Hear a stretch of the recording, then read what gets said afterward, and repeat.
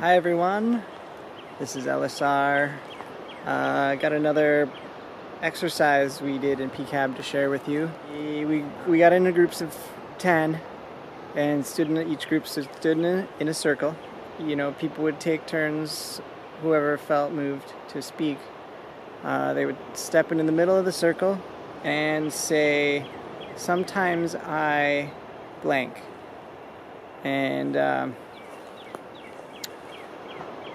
it would be a statement that's true for them. So it would start out kind of just, getting the feel of it. Like, sometimes I turn on the shower on hot and wait till it's hot before I get in, even though it wastes water. And if anybody else in the circle could relate to that, they would step into the circle with them. But the idea was to go a little deeper each time. A lot of different lessons that you can draw from this particular exercise. It's pretty amazing, actually. But one is to see how many people are actually so very similar to each other and not even realizing it.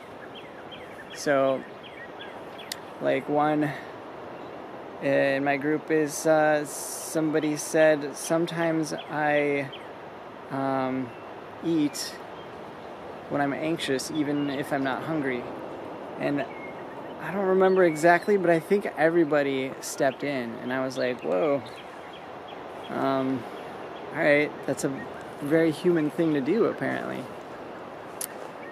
But yeah, you can also learn something from if nobody steps in.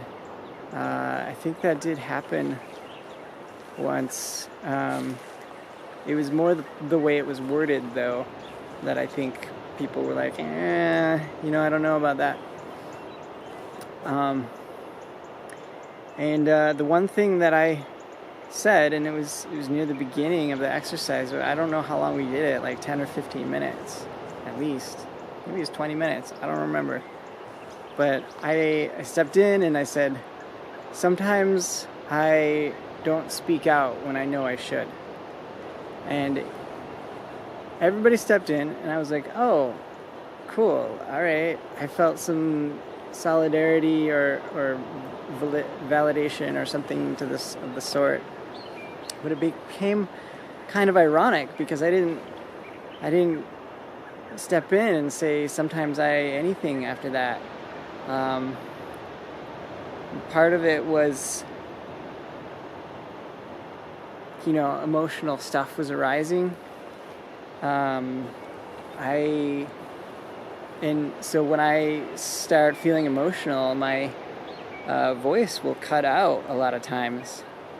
And there came a point where I knew that if I was to step into the circle and try and say something, I wouldn't be able to say anything. I'd just be like kind of choked up. And I didn't really want to interrupt the exercise that way. So I kept, stepping in when I agreed with things. But I felt bad because I felt like I wasn't participating in the group anymore.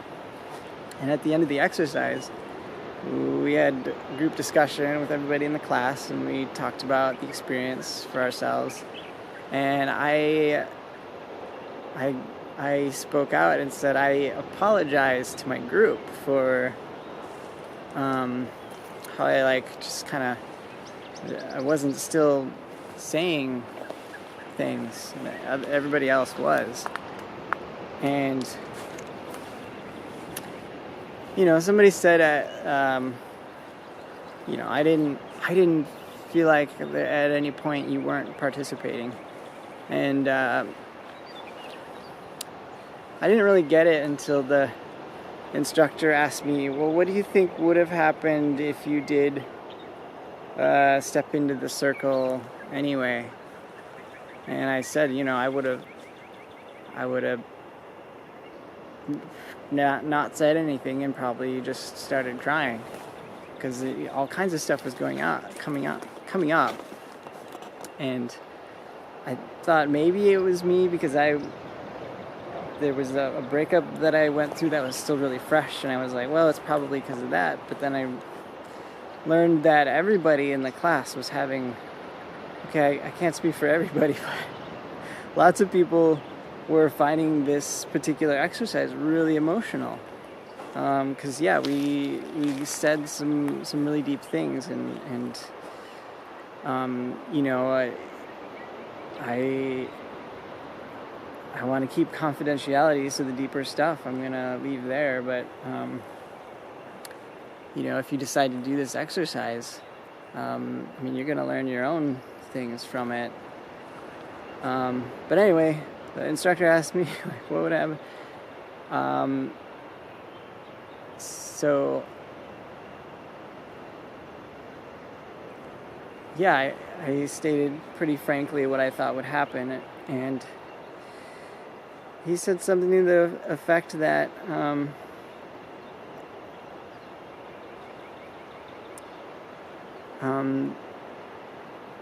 that he thought that would still be participating. And somebody else said, if that had happened, probably everybody would have stepped in. And I believe that to be true. And whether or not it's true, I realized, it would have still been participating. I couldn't not participate. And so that was my particular lesson in that exercise, among other things. But I've seen that come up in class a few times. People want to try and self-exclude because they, it could be lots of reasons, but oftentimes they want to undervalue what they have to offer. And sometimes that's where the best lessons come from. So just to have an example, the other day so in the afternoons we always partner and do massage trade with the techniques that we just learned, so we can practice them hands-on. I was partnered with somebody who was really ticklish, and she kind of wanted to apologize, and it seemed like wanted to self-exclude, but knew that we all have to get through this if we want to become licensed massage therapists. And I had the opportunity to practice massage on somebody who was very ticklish, practice not tickling them, and that was great. And it was kind of fun, and there's definitely an art to it, not tickling somebody, massaging somebody who's ticklish without tickling them. And so I got something from it, and she did too. It seemed like she had a couple of realizations. Yeah, in general, in life, you can choose to learn from anything that's happening. There's lessons everywhere if you choose to see it that way.